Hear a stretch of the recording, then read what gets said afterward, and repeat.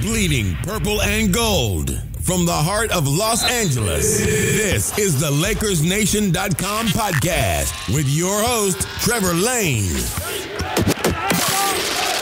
Welcome to today's show. As always, we are powered by CLNS Media and LakersNation.com. Free agency is upon us, and oh my word, what a day for the Los Angeles Lakers, because LeBron James has signed on 4-year deal to become a member of the Lakers. We have a million things to talk about today, so I've brought in both Handy Kulik and Corey Hansford from LakersNation.com to help break it all down. Guys, thanks so much for hopping on. What a day, huh?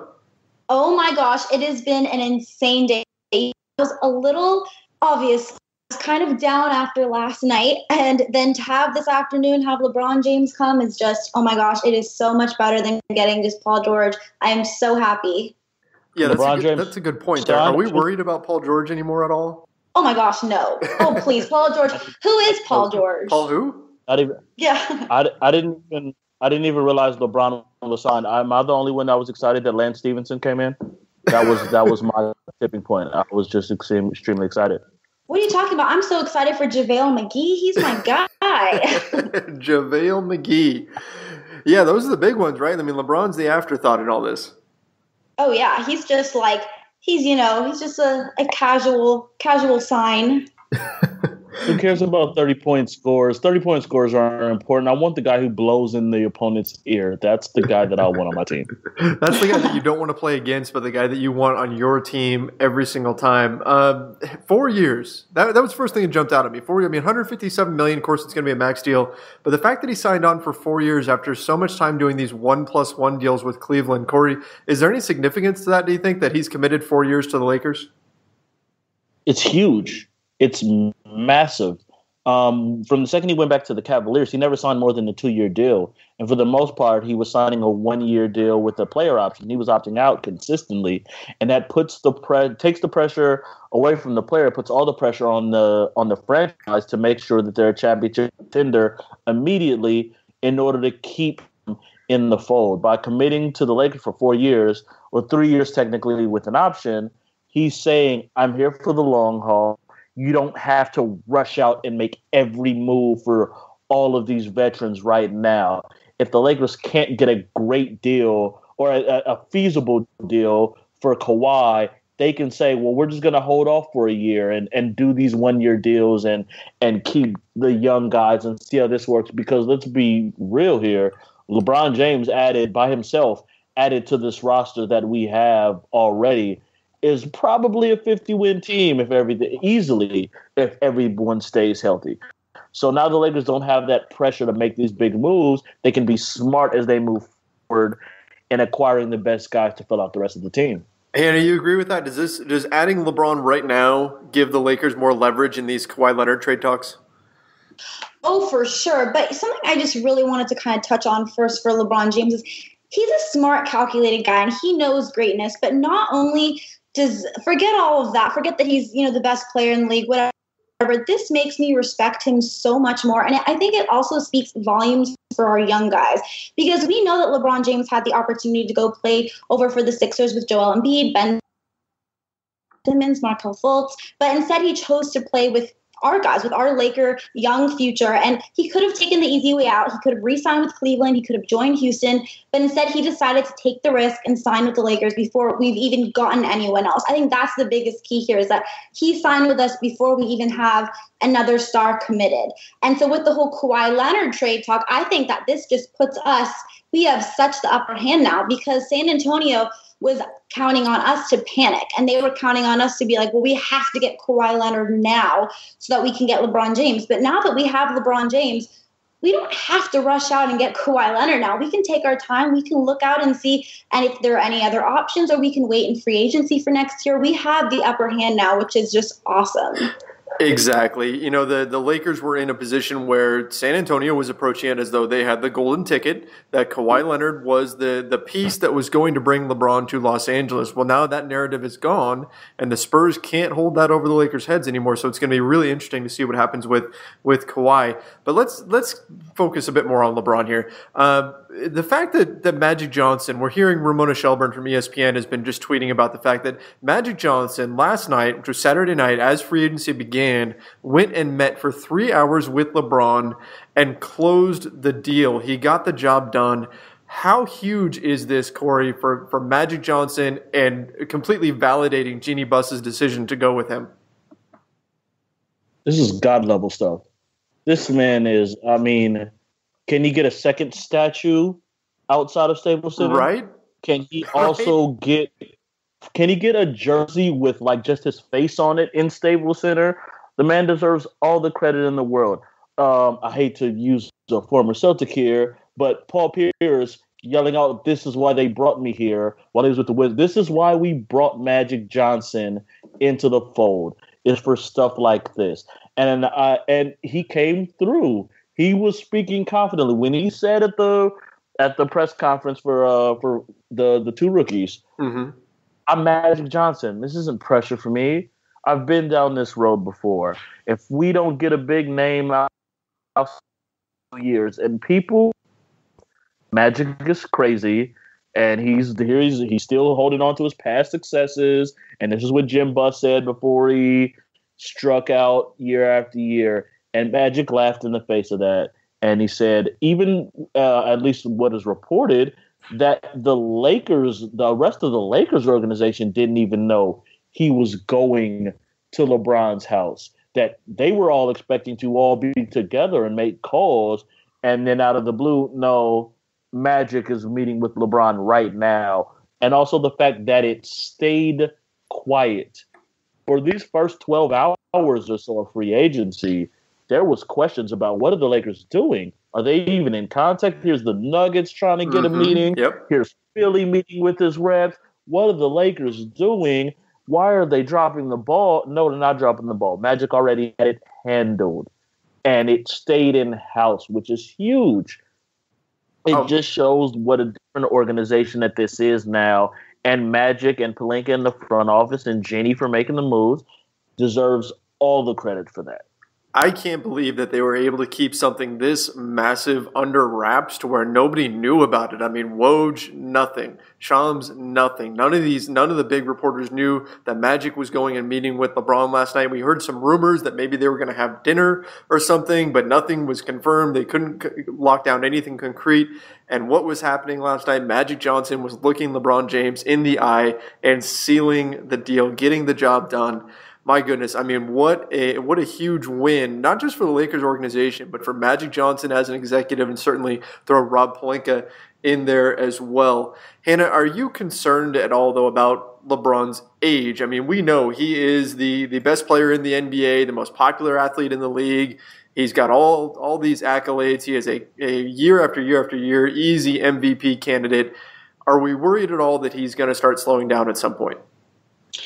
Absolutely not. And I know that this kind of contradicts some things that I had said in the past, but just seeing what LeBron James did this past NBA Finals and this past playoffs for his Cleveland team that really had absolutely no one, that just washes any fear that I ever could have had completely out the door. I mean, LeBron James arguably played his best he's ever played in his entire career these past playoffs. The fact that he was able to get that Cleveland team to the championship is just unbelievable. I have absolutely no fear of LeBron James's age at all right now. There is nothing but just pure excitement for me. What do you guys think is going to be the impact on the young Lakers? Because as of right now, the Lakers still have room to keep Julius Randle as of this moment. That may change. I'm keeping my Twitter feed open just in case they sign anybody else, because we know that they've signed a few players tonight, or at least have agreed to terms with a few players. But at this point, you've got LeBron, and then you've got young guys like Lonzo Ball, Kyle Kuzma, Julius Randle, of course, Brandon Ingram, Josh Hart. What's LeBron's impact going to be on all these young players that he's now playing alongside? What do you guys think? I think it's huge. Young guys like that, getting to learn from one of the greatest players of all time and being able to play off of them in general. These guys were miscast per se, as Brandon Ingram and Kyle Kuzma. They're not number one guys yet.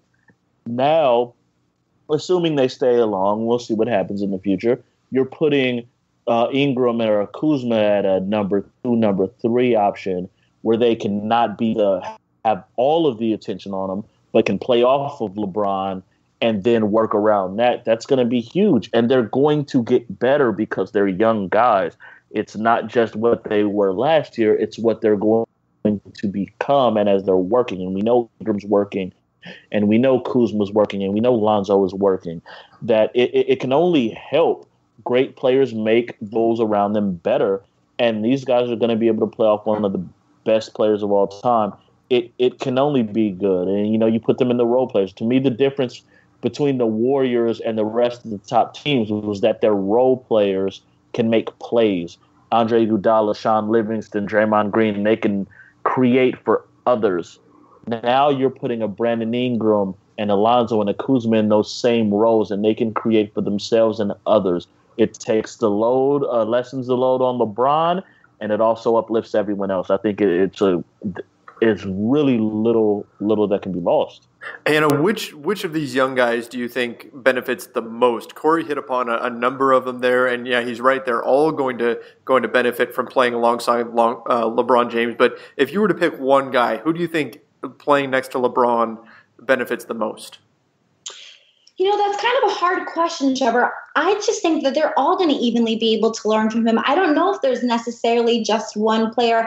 I guess it's just going to be whichever guys we keep around. I don't know. I'm hoping that we don't trade anyone now, especially that we have LeBron. I'm hoping we don't, lose everyone just to try to get Kawhi Leonard now. But I don't think that's the case. I think all of these young guys are truly going to be able to learn from LeBron. How could they not? I think the player that's going to be able to learn the most is the guy who's going to make the effort to learn the most, the guy who's going to want to practice with him the most, the guy who's going to pick his brain the most. I don't know which player that may be.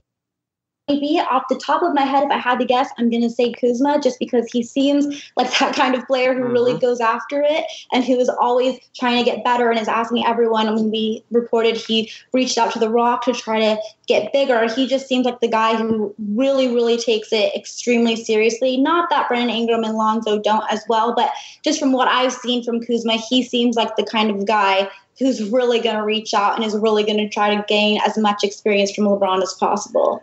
Yeah, I agree with that. That was my first thought as well. Kuzma is the guy that, he's just driven. I've heard amazing things behind the scenes about his workouts this summer and the things that he's doing. And so he's a guy who has his eyes on superstardom.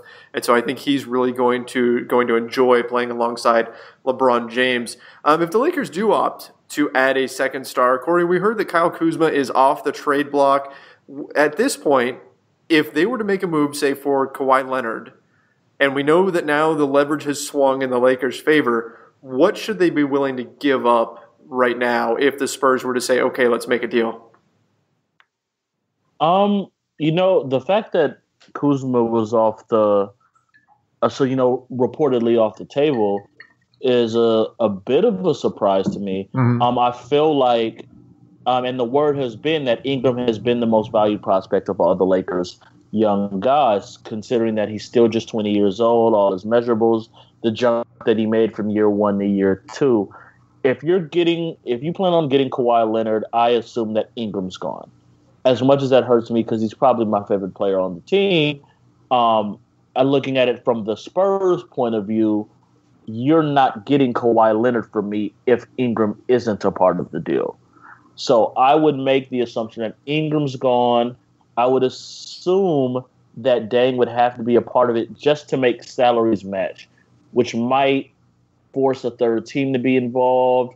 And it might also cost, I would guess, probably Josh Hart. Because once again, we're talking about a guy in Kawhi Leonard who was third in MVP voting this time last year. He was clearly one of the 3 best players in the league 1 year ago. And you're not going to get that for just one prospect. I would assume, if I had to guess, it would be an Ingram, Hart, Dang to make the salaries work, and at least 1 first-round pick, if not 2. That would be my guess. And if we're only giving up 2 of the 4 or 5 young guys that we have in tow, I'm okay with that, even as much as I like Ingram. Agreed. Yeah, I would hate to see Ingram go. I think he's got a lot of potential, but you know what? I mean, Kawhi Leonard is Kawhi Leonard. He's one of the best players in the league. So we'll see. I mean, that's going to definitely be something to keep an eye on. You know what, though? The Lakers weren't done. We've been hearing the Kawhi Leonard discussions. We've been hearing the LeBron James stuff. But after the LeBron move came down, we suddenly had this flurry of moves that were unexpected.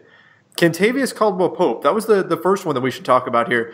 A fellow Clutch Sports client means he's got the same agent as LeBron James, Rich Paul. That was part of the reason why the Lakers signed Kentavious Caldwell-Pope last summer, so they would have a direct connection to Rich Paul so they could talk to him all year long. And they signed him to a 1-year, $12 million deal. So last year, KCP's deal was, as I recall, is about 1 year, $18 million. So he's taking a bit of a pay cut compared to last year's standards. But Hannah, what do you think? Do you like this move, bringing in KCP, or bringing him back, I should say? Well, KCP has not always been my favorite player this past Lakers season, just to put it mildly, but I'm totally fine with this move. I was actually going to mention that I know one of the reasons they got KCP last year was because him and LeBron have the same agent. So I know that LeBron likes him. I'm happy with this move. Need shooters. That's really just their biggest goal right now. KCP fits that mold perfectly. He's just a guy that's going to come in. He's going to shoot, which is what he loves to do. He can take all the three-pointers he wants. He can play some defense. So I'm happy with this move. And again, it's only for 1 year. So next summer we'll have a ton of money to be able to spend, hopefully, on getting another free agent. Corey, you agree? Yeah, it makes sense. Like you said, there's you make relationships, and you gotta take care of certain guys sometimes. Hey, we're gonna sign you to get an in on LeBron, and now that you get LeBron, you gotta kind of reward KCP a little bit. And don't forget that after he finished with all of his legal issues that were happening early in the season, KCP was pretty good going on January, February down the stretch of the season. I believe he shot at least 42%, or at least 38% from three, including in each of the last 3 months of the season, not counting the couple games in April. But January, February, March, he shot, I believe, 38% 1 month, 42% from three another month, 45% from three another month. And that's without playing off of someone like LeBron. So, like you said, we need shooting. And to me, that's one of the main holes that still is a little bit of a worry right now for the Lakers. The shooting,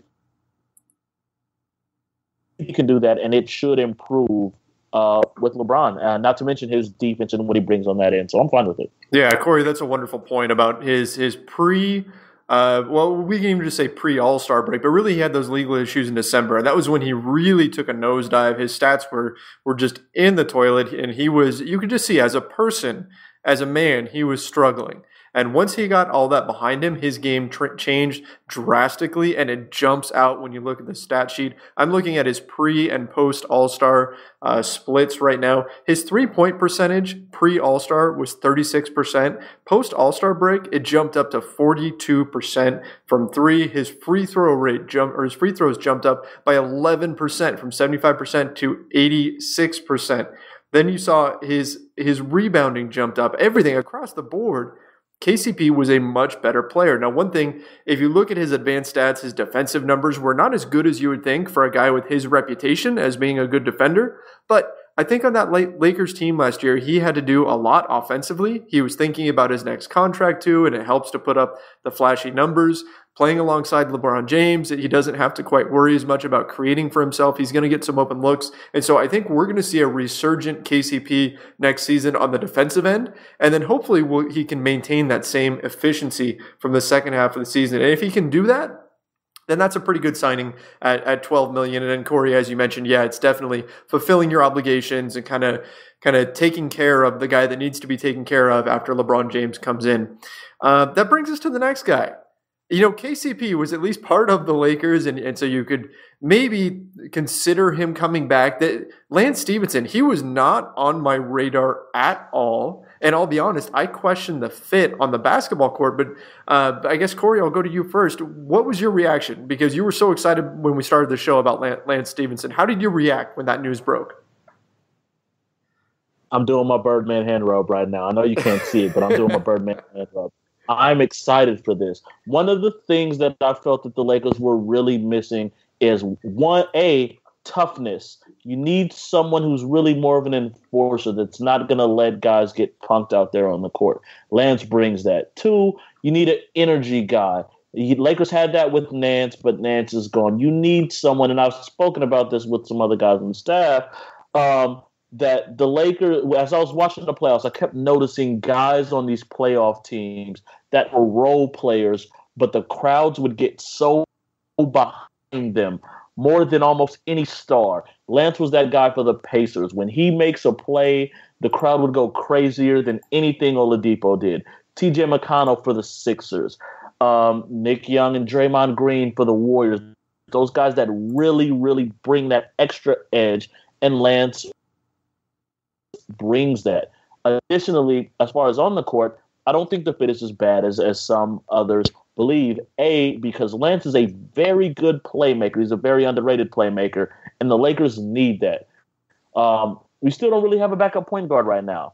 So Lance is someone who can come in, he can handle the ball, he can create for himself and others, and he brings another good wing defender who can switch and guard multiple positions. You could conceivably throw out a lineup of Lance Stevenson, Josh Hart, LeBron, Kuzma, and Randle, and switch everything 1 through 5. And Lance and Hart are guys who are not going to get punked on the block and can battle with big men. You know, it's stuff like that really, really it makes it interesting and it gets me excited. I'm just happy that the Lakers have, once again, someone who's going to be tough.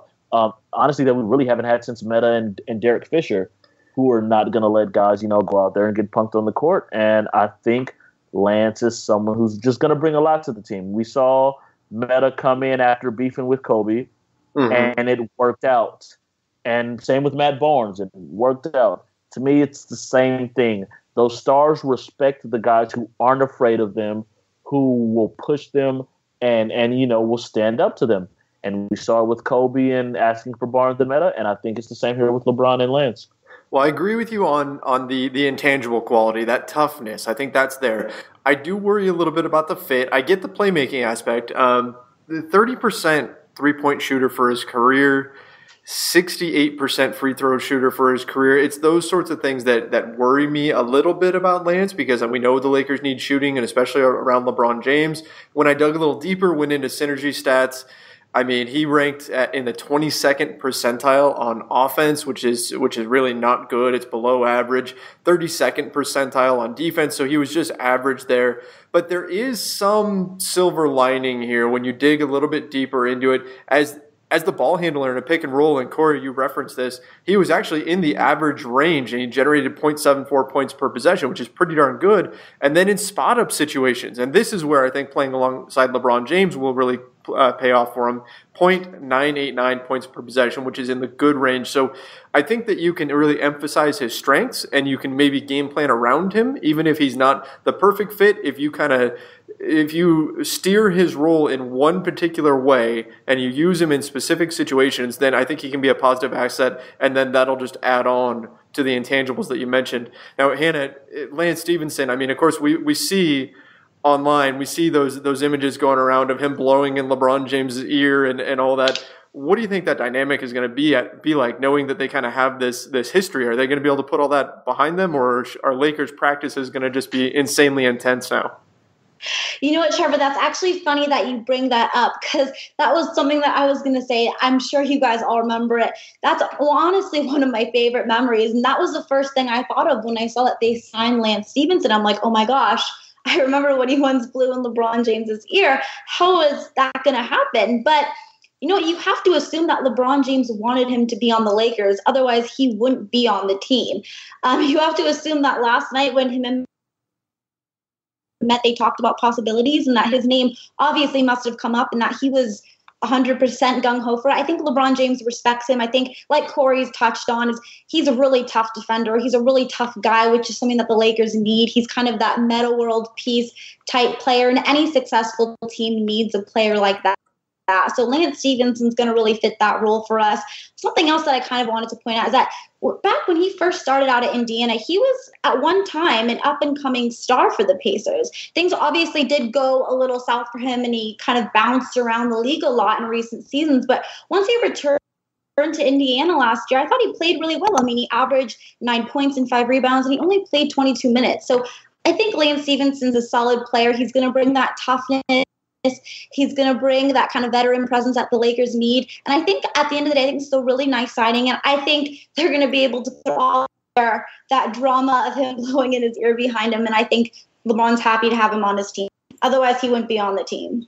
Agreed. Yeah, I mean, that's not they're probably not making moves without kind of talking to LeBron a little bit first, like, hey, are these guys that you want? I mean, that may have been part of Magic Johnson's discussion with LeBron last night when they met. That could have been part of the conversation. Now, another addition that they made, and this one was another surprise, JaVale McGee, stealing him away from the Golden State Warriors. The MVP of Shaqtin' a Fool, JaVale McGee, still has some talent, and I'm kind of wondering, Corey, what do you think about this? I mean, Lance Stevenson comes in on the $4.5 million room exception. JaVale McGee is coming in on the veteran minimum deal. Again, 1-year deal. What's your take? Is this a good move, or is this adding too many combustible pieces to the team? No, I think it can work as long as people know their roles. Luke Walton comes from the Golden State Warriors tree, the Steve Kerr, who came from Popovich, in which you get guys 1 through 15 on the roster, and you make sure everyone knows their role. And in certain situations and in certain matchups, these guys are going to work. We saw that with McGee with the Warriors. He started a lot of games for the Warriors during the season. Then at parts during the playoffs, he was getting 0 minutes. And then when they had a bit of an issue with Cleveland on the boards, they put McGee right back in the starting lineup, and he's able to be that guy. I think that Luke Walton will be able to use him in that same fashion, where there's going to be some games where he very well could start at center because his size, his athleticism, his length, rebounding, rim protection, energy. He brings those things. And I think being with the Warriors these last couple of years as he has, he's really come to accept and understand his role. I think Luke will work very much the same way Steve Kerr did with him. It makes a lot of sense to me. Again, as far as those holes that the Lakers still have as far as shooting, it doesn't really help that. But I understand why they would go after someone with a championship pedigree who has played big minutes in championship games. As much as crap as we give JaVale, and I'm sure there will be plenty of Shaqtin' a Fool references and all that, the man has played big minutes in championship series and has been productive. And you want guys like that around.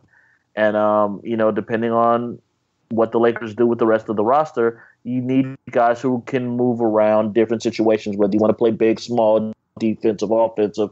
You got to have different kinds of lineups. And JaVale gives the Lakers another look that they can deploy depending on who they're playing on any given night.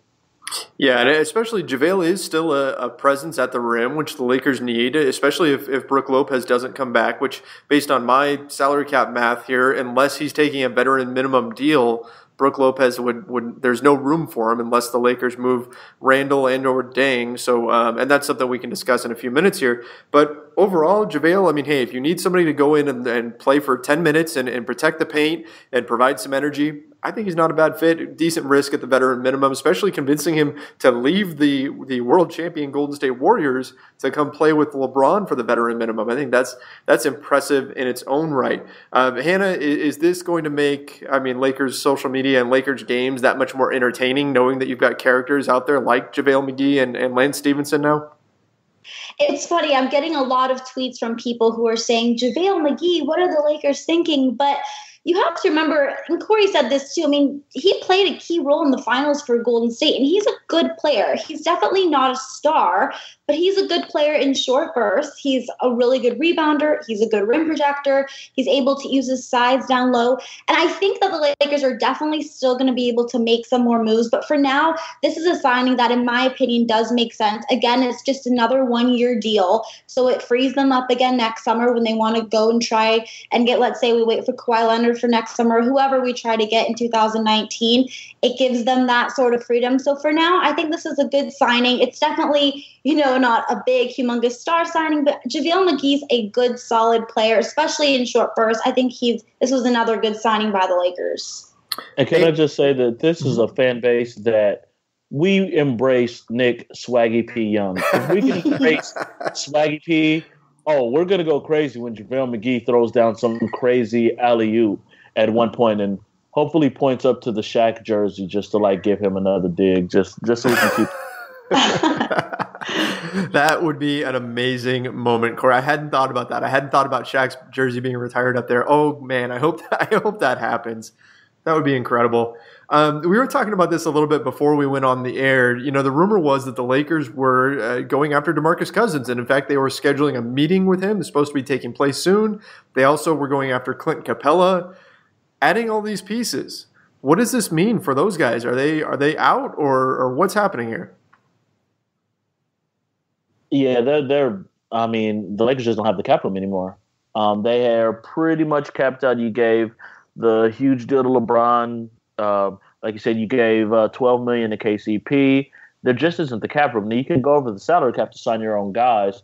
Julius Randle has, I believe a $12.5 million cap hold right now. So maybe if you were to renounce Julius and then somehow deal away Dang without bringing back money, then maybe you could go after someone like a Cousins. But that seems like a long shot at this point.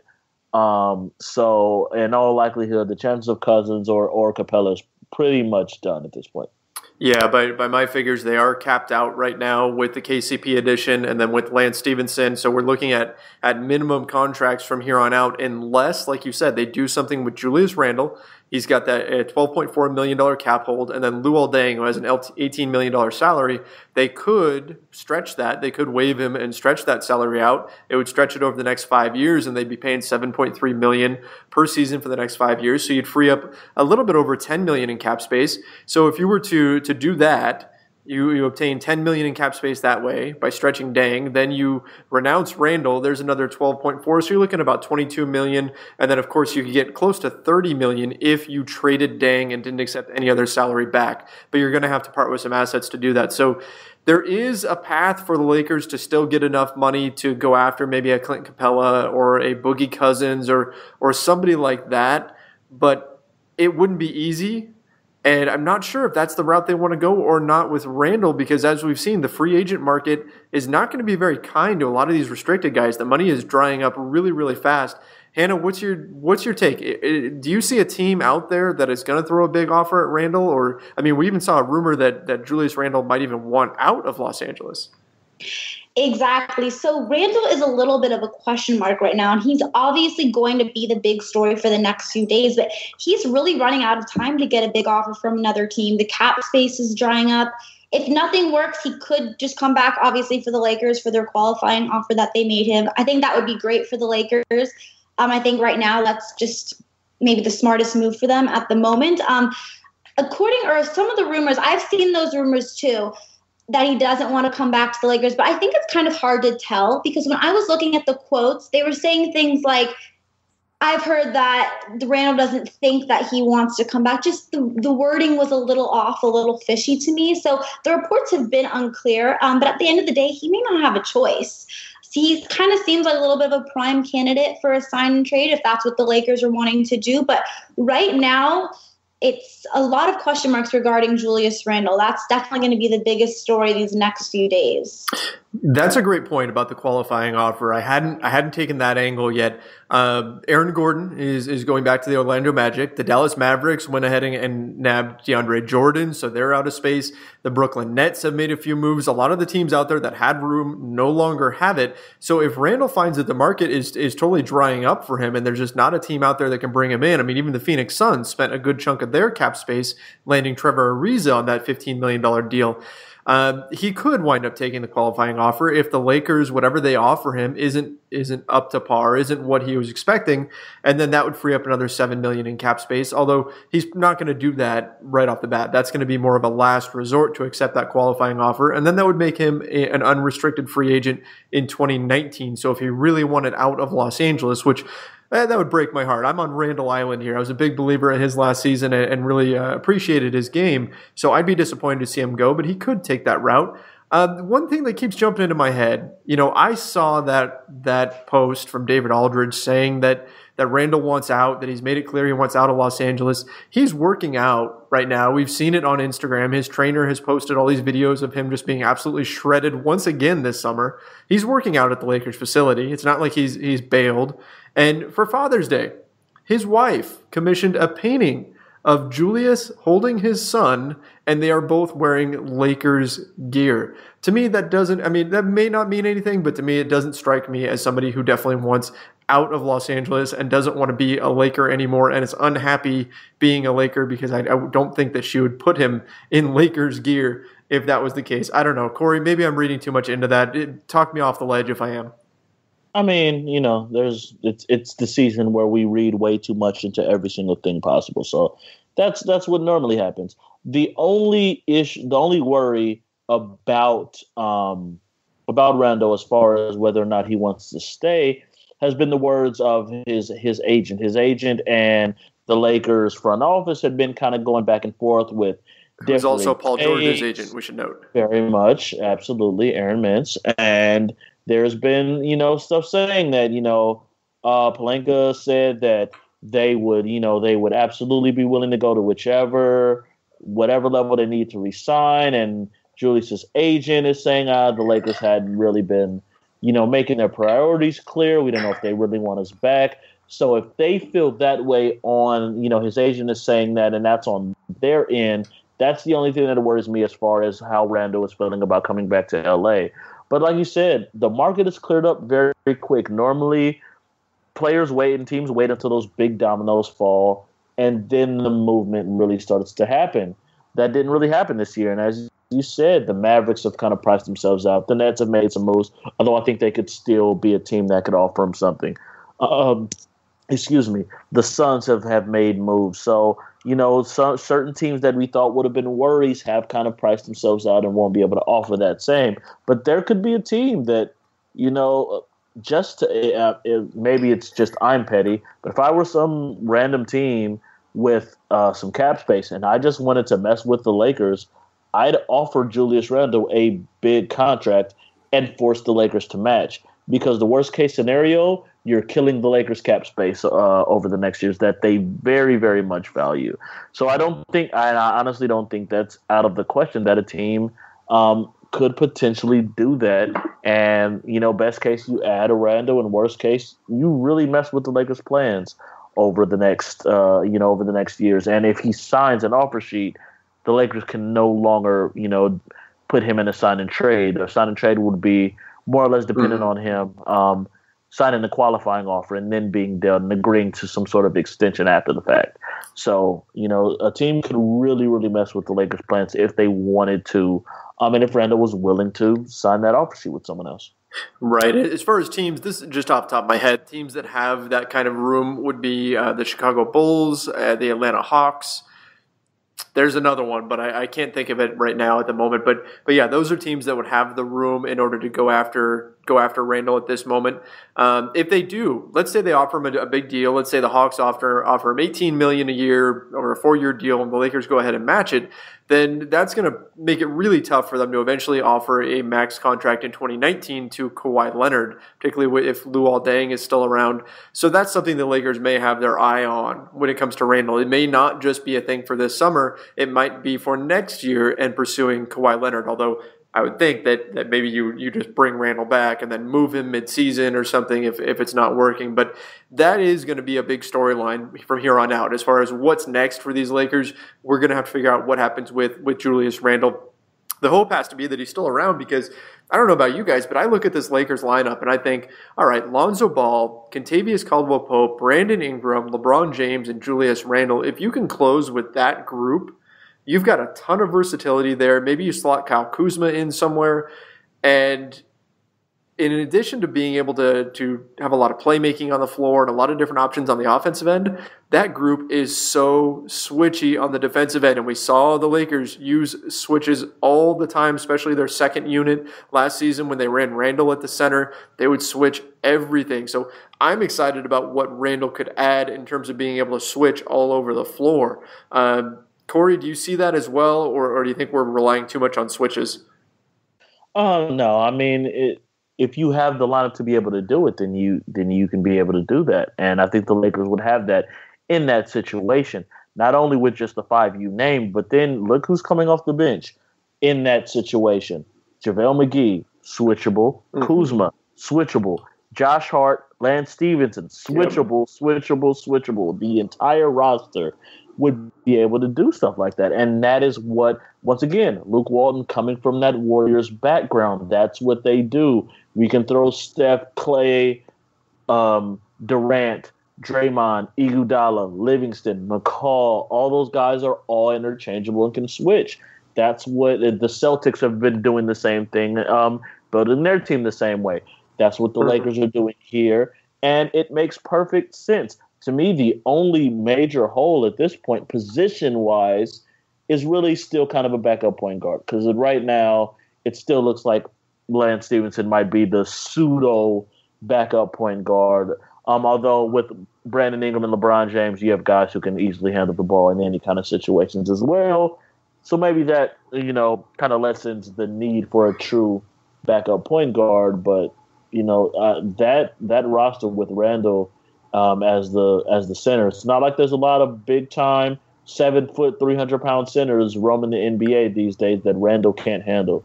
I think it makes perfect sense if they're able to bring him back.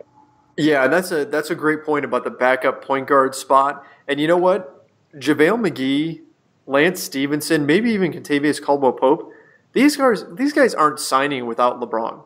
Having LeBron in the fold opens up a whole new level of possibilities, a whole new level of players that you can target. So I'm not all that worried about the backup point guard spot because I think they're going to find somebody that's going to be ring chasing, that's going to come in for cheap at the minimum and can take over that backup point guard role. I think you're going to get guys kind of saying, hey, yeah, I'd go play for the Lakers, whereas last season that wasn't happening. Those veterans that are ring chasing, there's no way they were going to come to LA. I think that changes everything for Magic and Pelinka. Rajon Rondo's still available. What was that? I said Rajon Rondo's still available. I thought I saw earlier he's sticking with New Orleans. I saw that Elfrid Payton signed and that Rondo was still available. Maybe I'm wrong on that. If not, I believe Phoenix just let go of some nice, decent young backup point guard by the name of Tyler Ulis, who I've been a fan of since he was at Kentucky. Why not throw some money a minimum his way? I don't think he's going to have some huge market. There's guys out there. I'm sure there's plenty of guys out there. Maybe I'm wrong on the Rondo thing. No, but I definitely know. I looked it up, and you're right. The tweet that I was referencing was Mark Stein, and he says the Pelicans remain hopeful of re-signing Rondo, but doesn't mean it's done. And they have come to terms with Elfrid Payton, so that would be kind of interesting, I think. And with the Pelicans, you've got Rondo and Payton, two guys who are known for not being very good shooters, almost similar in their style. Obviously, Rondo's quite a bit better than Payton, but still interesting fit there. But yeah, I wouldn't mind seeing Rondo as a backup. And you mentioned Tyler Ulis. Man, that is a guy that I will never ever forget because he came to Phoenix. Oh, I was in Phoenix to watch a game. And I was covering Suns versus Celtics, and it happened to be the game, it was 2 seasons ago, when Tyler Ulis hits a step-back three at the buzzer to beat the Celtics. I mean, the place was going insane. He had the game of his life. He's small, but he can get it done. So I agree with you, Corey. He's a guy, especially excels in the pick and roll. I wouldn't mind seeing him in the Lakers. Some question marks on defense and things like that. But you know what? Backup point guard wouldn't be a bad fit. Hey, let's wrap up. Where do the Lakers stand in the West at this point?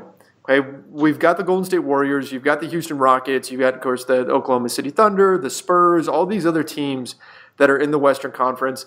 How do the Lakers stack up right now? Hannah, if we had to project them, where would you slot the Lakers in? Well, you know what's funny is I actually just saw that the Lakers are now the second favorite to win the championship this year. I don't know if that's possible, if that may be a little far-fetched, but as of now, they're currently tied with Boston for the second best odds. So if that's the case, then I guess it's going to be Lakers Golden State really, neck and neck this season. I don't know if that's a little bit far-fetched, but I would be totally fine with it. I think it's just going to come down to obviously Golden State. Houston's another one that's always going to give us problems, and Lakers may be top 3 in the West. So you'd put them top 3. Corey, what do you think? Have they done enough to be near the top of the West, or is there still work to be done? Where do they fall on your rankings? I think it depends on the other moves that they make. If as currently constructed, if you bring Randle back, I think the Warriors and probably the Warriors and the Rockets, I think, would still be ahead of them. After that, you're looking at the Blazers, the Thunder, the Jazz, New Orleans.